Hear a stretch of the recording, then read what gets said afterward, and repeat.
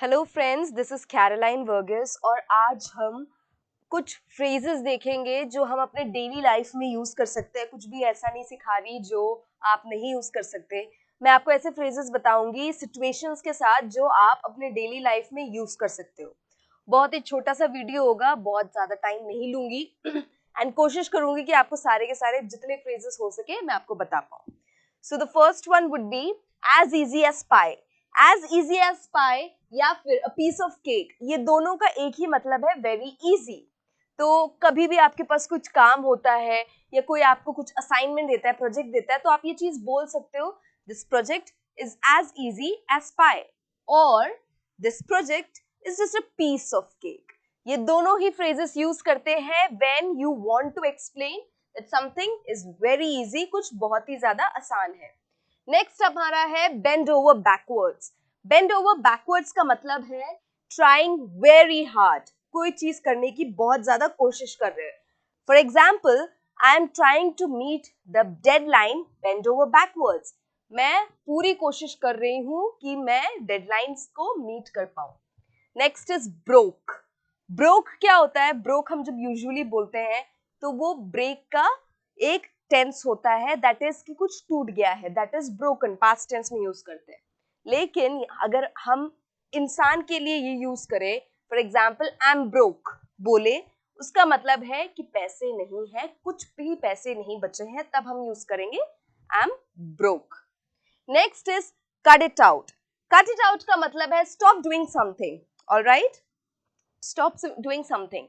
So cut it out हम कैसे use कर सकते हैं? कोई कुछ कर रहा है जो आपको गलत फील हो रहा है, so you could just say Kirti just cut it out, right? कि don't do it, stop doing this, उसके लिए हम यूज कर सकते हैं कट इट आउट। ये सारे ही हमारे जो फ्रेजेस हैं हमारे डेली लाइफ से रिलेटेड है। मैं आपको ऐसे सिचुएशंस दे रही हूँ जिनमें आप इनको यूज कर सकते हैं, तो प्लीज इनको प्रैक्टिस करके यूज करना सीखो। Next is in ages. In ages का मतलब है very long time. Alright, in ages का मतलब है वेरी लॉन्ग टाइम। कैसे आप यूज कर सकते हो? आप अपने किसी फ्रेंड से मिले और आप बहुत टाइम से नहीं मिले हो, सो आप बोल सकते हो hi I haven't met you in ages. मतलब हाय, मैं तो बहुत टाइम से तुमसे मिली ही नहीं हूं। Next we have is fill in for someone. Fill in for someone का मतलब क्या है? To do others work when they are not present. Fill in for someone का मतलब है आप किसी और के लिए, आप किसी और का काम कर रहे हो क्योंकि वो प्रेजेंट नहीं है, क्या? क्योंकि वो अवेलेबल नहीं है।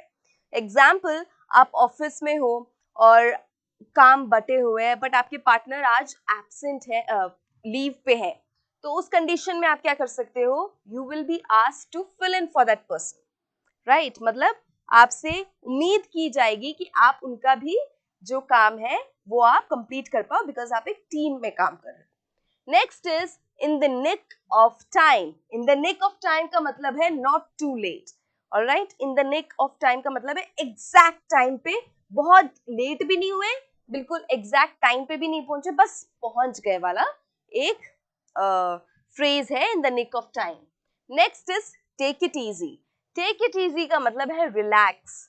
कोई बहुत ज्यादा, आप बहुत ज्यादा हाइपर हो रहे हो कि कल प्रोजेक्ट जमा करना है, कल प्रोजेक्ट जमा करना है, तो आपका कोई फ्रेंड आपको बोल सकते हैं, आप अपने फ्रेंड को बोल सकते हैं take it easy, will do it.